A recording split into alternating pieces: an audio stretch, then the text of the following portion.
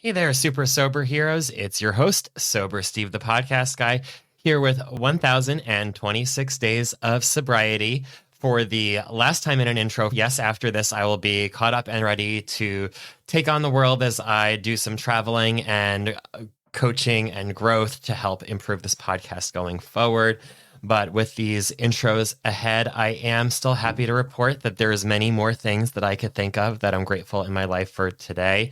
Most recently being the friendships I have, both new and old, coming together at Disco Drag Brunch in town in Sarasota this past Sunday. As of when I'm recording it, it was St. Patrick's Day weekend, so that will date it since this episode will come out quite a few weeks from now. But it was a great time where I was able to go with friends from my senior living world and the stage of my life before I made all these big, amazing, and wonderful changes back in October, November to level up my life and my sobriety.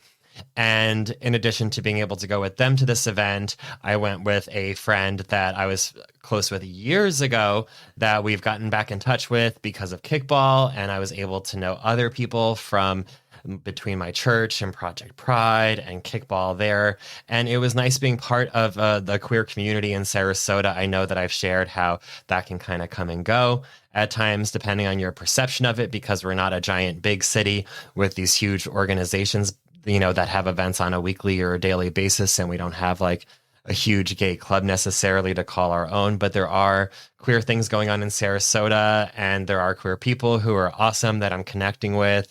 And it was a great time being able to celebrate both the old friendships and the new friendships together while also enjoying an amazing drag performance.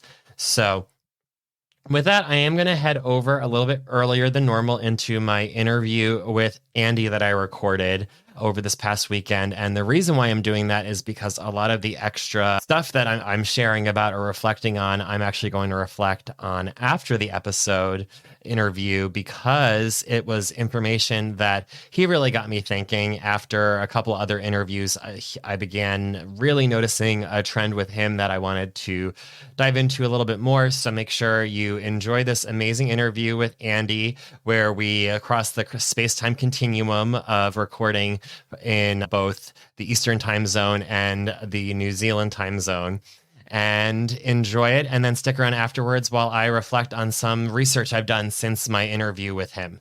So enjoy, and I'll see you soon.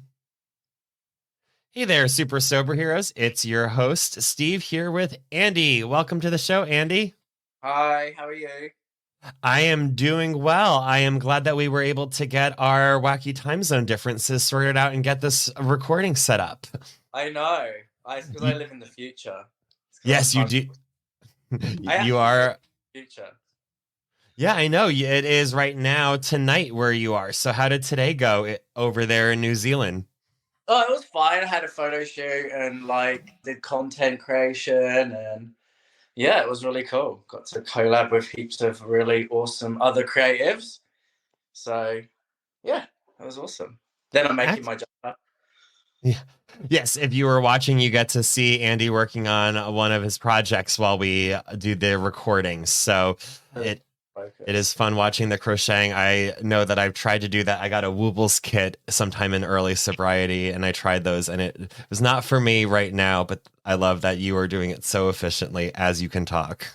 I like it really helps me focus on things or think, or if I have to or else I get super distracted. But I started this when I got sober, Hmm. so it's something I've done since I've been sober. I never used to do it before. Oh, well, I can definitely see how that helped. I know that keeping my hands busy has always been something I've always been doing something with my fingers while I'm talking with someone or in class to help me focus. But when I got Really? sober, Lego did it for me. So I see Lego. crocheting did it for you. Yeah, I built so many Lego my first few months of sobriety. We have extra rooms in the house dedicated to them now. It was a very expensive hobby. Oh wow! I did Lego for a bit. I made the flowers. You know those flowers? Yeah, they're cool. Yeah, and then I've got a group, but I got over it, so it's just sitting in my wardrobe. I Excellent. need to get back into it. Yeah. Well, what would you say is your favorite part of being sober today? Today, I think my favorite part of being sober today is like hitting the milestone you know, like that I needed to hit, and then everything just gets better. Like every Mhm. day, my routines just are more ingrained. I got like really awesome friends. I don't have to explain myself heaps, you know, like if we go out or that people just know. They Yeah. just, you know, if I'm at the pub, they just know. Like I actually have friends of mine now that will watch bartenders, especially if we're in a bar like that we don't really know, and they'll watch them when they're pouring my drinks. Just you know how sometimes you're kind of like la la la la. Yeah, I've heard like experiences of people who like accidentally were served alcohol because the waiter just was on autopilot or the bartender didn't get the message and stuff. So I love that you have people looking out for you like that. I know that, yeah, coming out, it was almost like a whole other coming out experience coming out as an alcoholic. So it's nice being on the other side of that and just having everyone kind of know. Yeah, it was cool. It's cool. Yeah, I mean, it's every day's just got better. Like you know, the beginning part of it was shit, I think, but it just gets better and better and better. Like it can't, you know, yeah. It's just I can't imagine drinking or taking drugs now. Like I just Yeah. can't. I almost want to save everybody who you know like I'm like oh let me help you. Yeah, it's certainly hard because I know that until like the very end when it got really, really bad, even when people would try and help me, I wasn't ready for help. Oh, It had to get to the point where I needed to ask for it. But tell us a little bit about your journey to sobriety and what that was like. uh, so I started taking drugs and drinking when I was really young. So I would have been like I think I started drinking when I was about 12 or 13, and then taking drugs when I was 14, 15, and then yeah, I just it was always a part of my life, like always.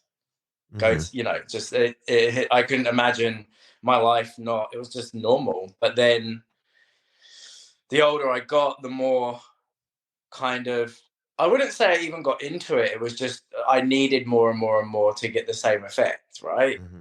And because I was diagnosed late ADHD, like I didn't know I had it till I was well, maybe like just after COVID, I went to the doctor because I was feeling like you know. But anyway, yeah, and so it just got worse and worse and worse. Like, well, I didn't think it was getting worse, but it was.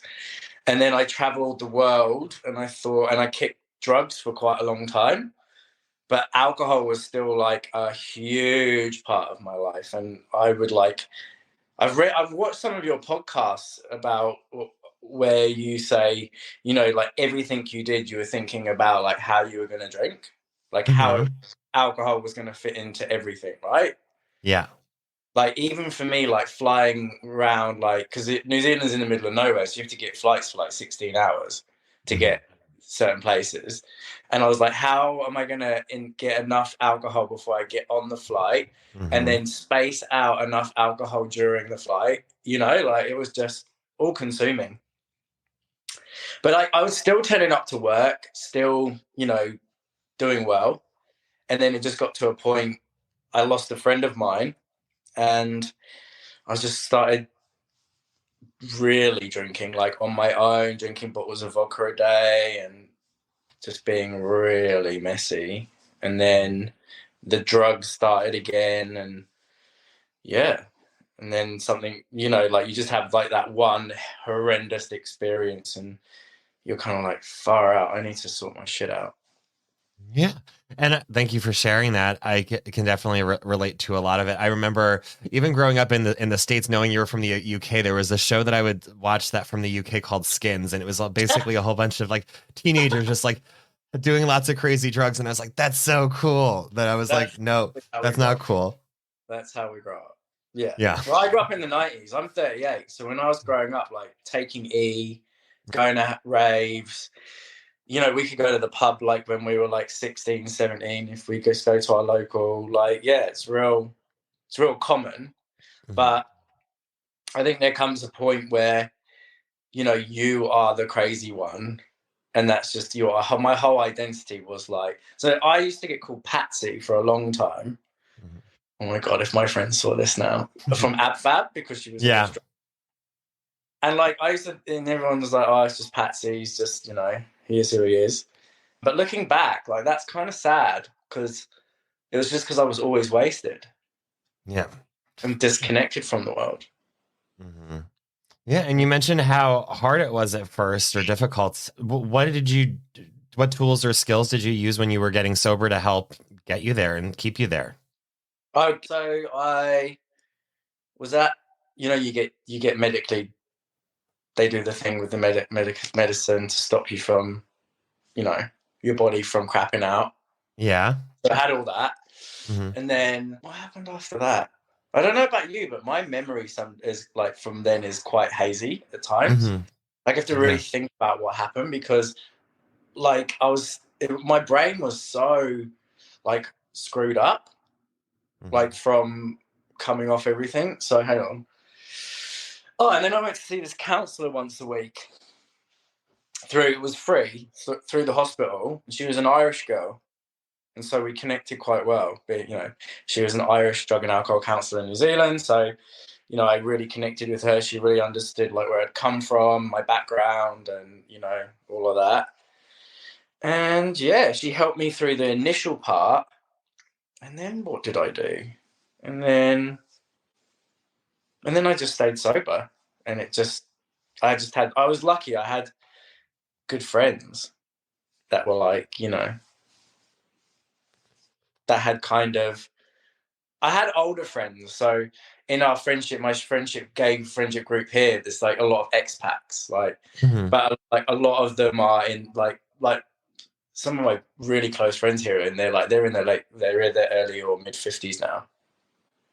So they've had a lot of life experience, and they've Hmm. probably like had seen, and they're just like wise old gays. They just gave me wise old gay advice, like you know. Yeah. I was going to say, like, in addition to having just great friends in general, did you have other sober people in your life that were able to help kind of walk you through that? Nah, No? nah, not to start with. Mhm. I'm just trying to think if I had anyone who was. Oh, I had one friend. He was. Yeah, no, I did have one guy. He was sober. He went to Australia. He moved to Australia though, but he would come round now and again, and we would talk it out. But I always thought it was really important for me to still.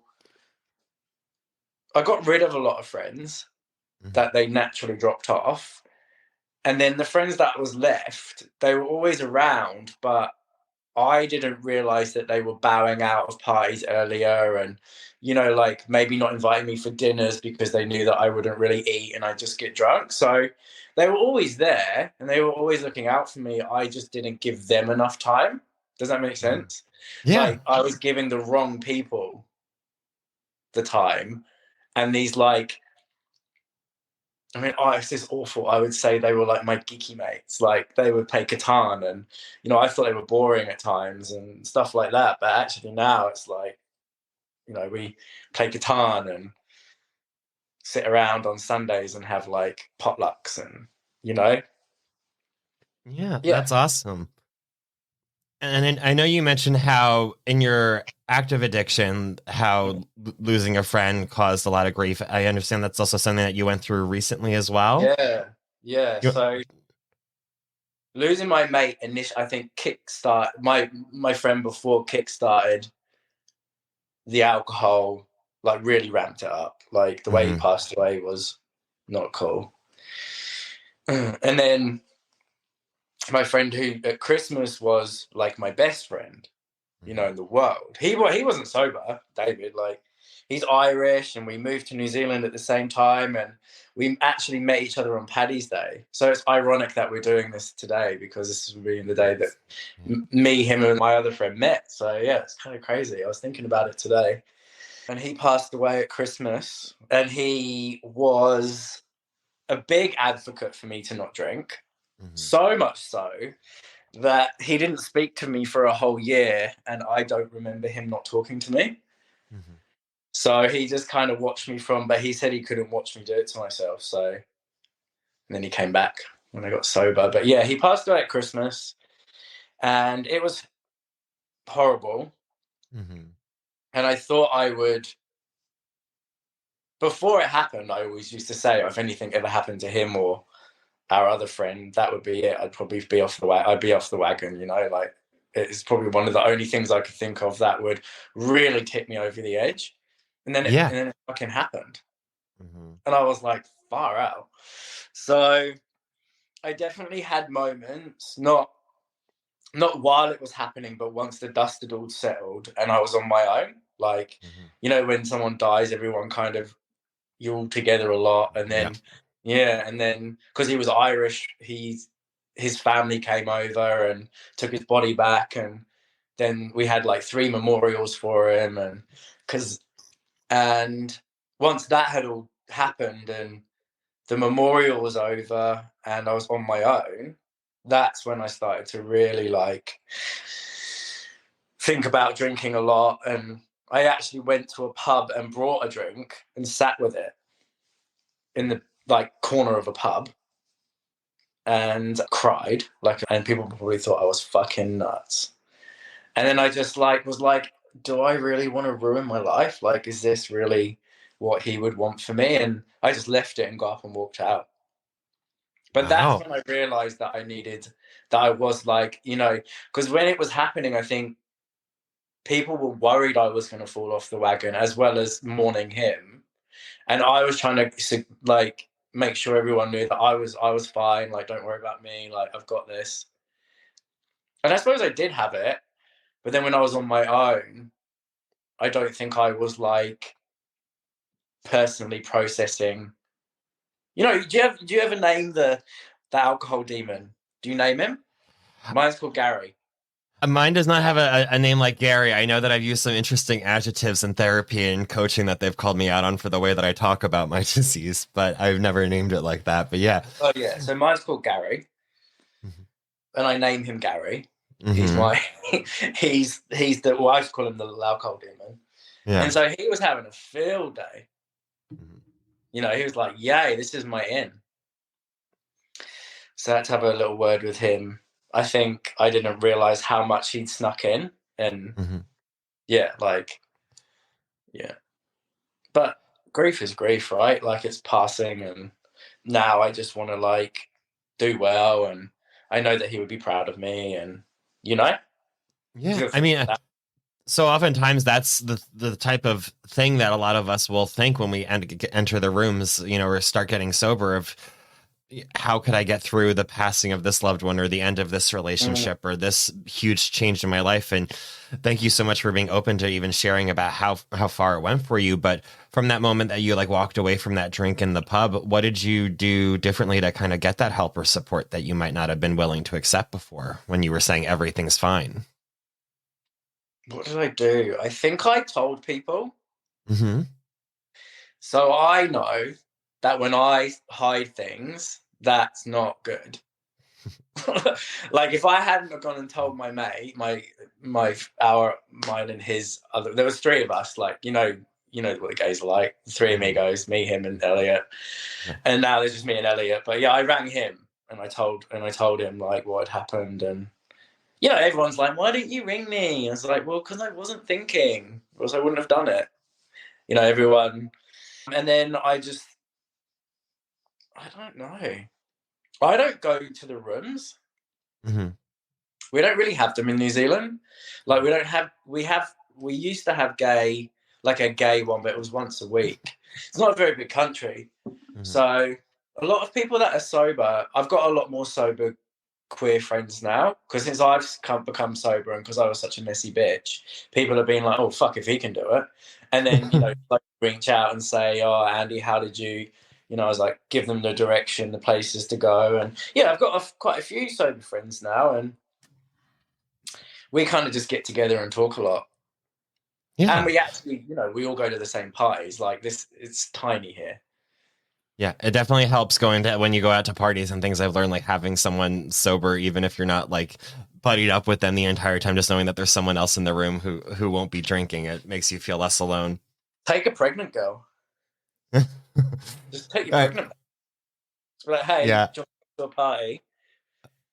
yeah. Most of my female friends are lesbians or past the age of having children, so it won't apply to Oh, me. okay, But okay, but yes, okay. that Oh, would no, be good I've got. advice as well. Yeah, yeah. I mean, I think for me, being sober has been quite a journey. But I Hmm. look at other sober people, and like, listen to their stories and stuff, and you think, far out, that's like sober plus. Hmm. I've got my plus, but you're like, to me, yours is like, wow, that's so, And so I suppose like sharing and doing this kind of stuff and, being open with each other, it does help. For a long time, I didn't I didn't have any kind of support. I just relied on myself.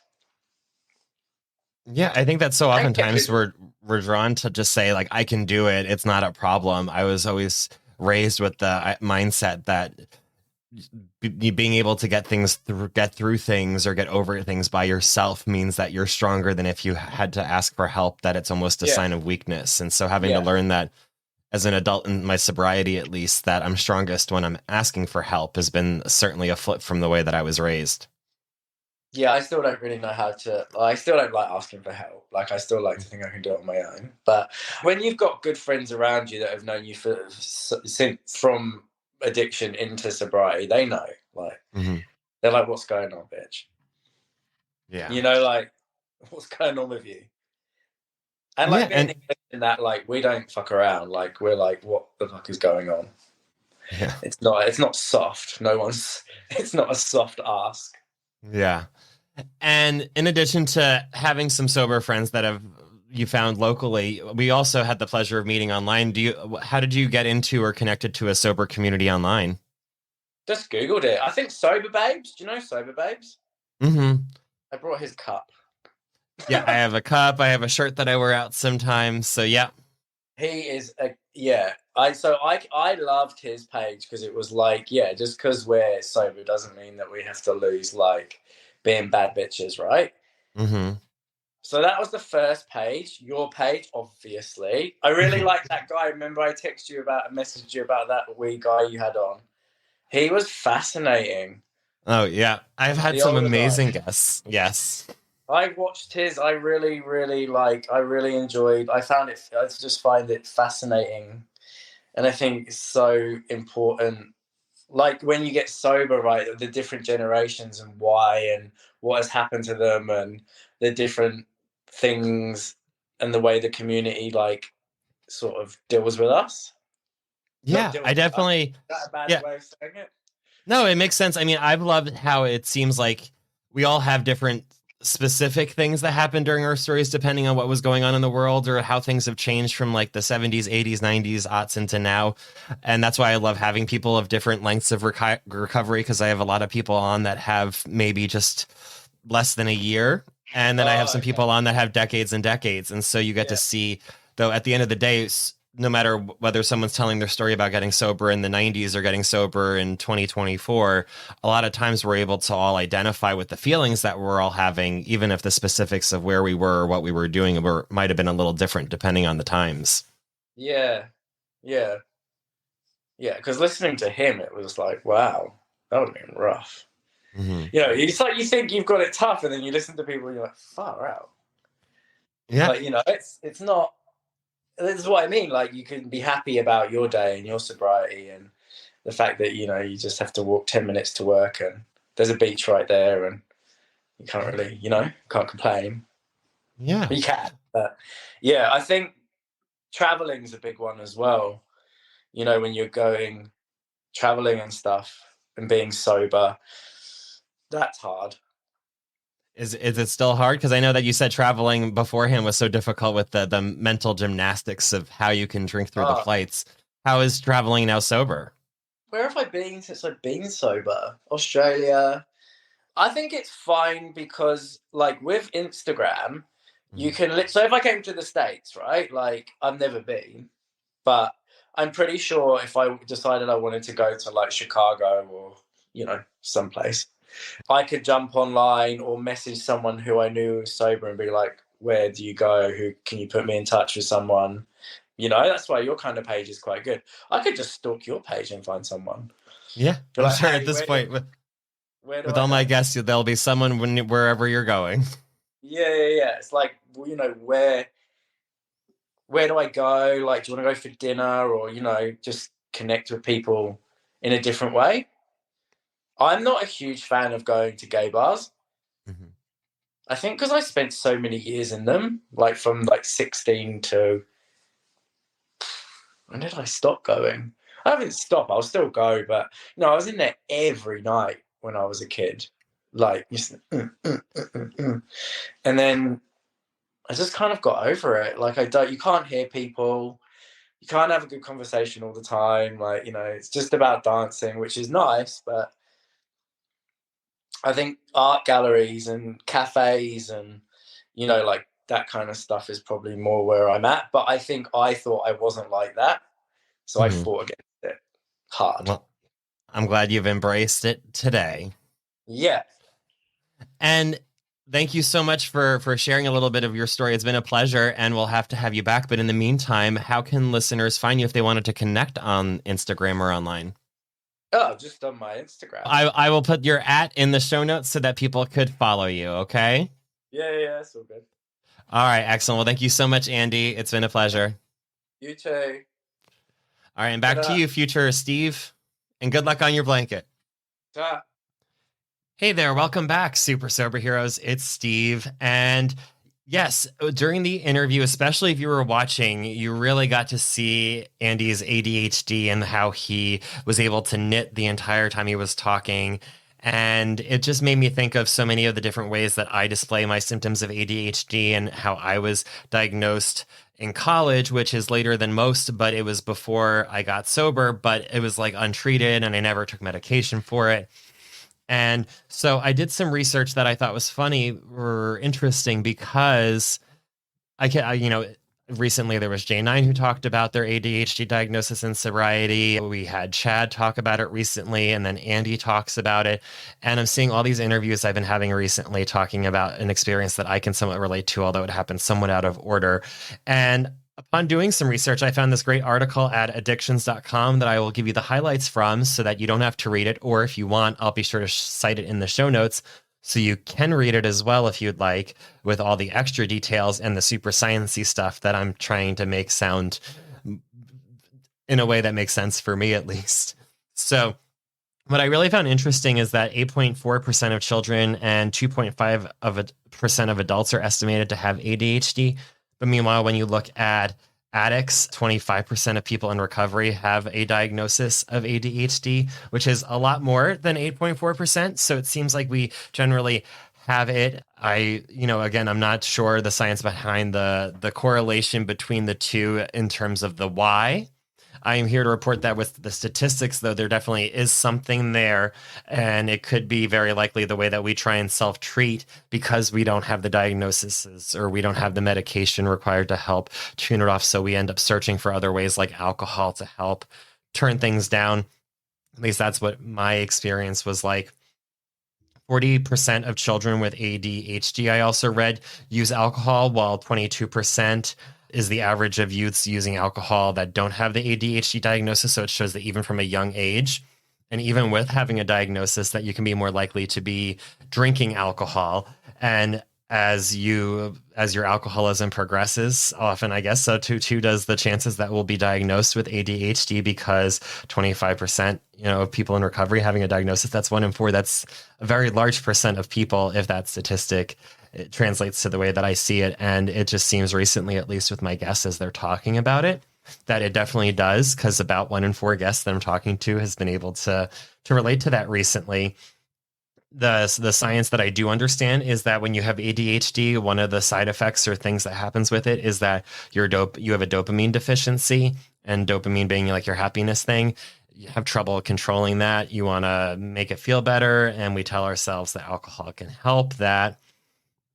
For those of you who are still listening, who are like, this all sounds kind of interesting, and maybe I have ADHD. Apparently, there are 2 types. I know of hyperactive impulsive ADHD is the one that I have the most symptoms generally, with the symptoms including fidgeting, difficulty staying seated. I'm shaking my left leg as we speak, and I do that in most meetings. Running or climbing when inappropriate, I feel is more of a childhood thing, but I mean, I can definitely, there are times where in the middle of the day I would go running if I could. And always being on the go, I definitely, when I am focused and in the zone, get like that. Talkativeness, I mean, I'm a podcaster. Hello.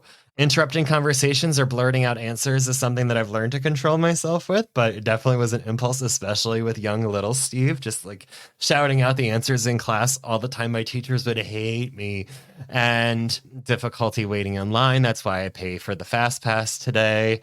And intruding on others, I try not to do now in sobriety.